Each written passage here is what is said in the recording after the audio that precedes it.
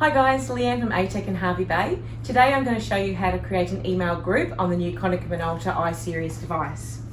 So we want to go into address book. We are going to say new.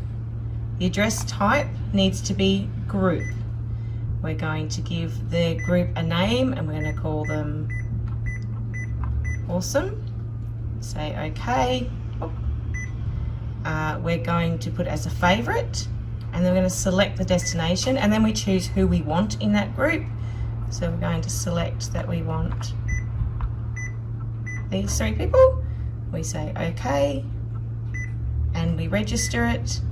When we close, if we go back into our emails, we can see we've got our 3 single email addresses and our group we've just made. Simple as that.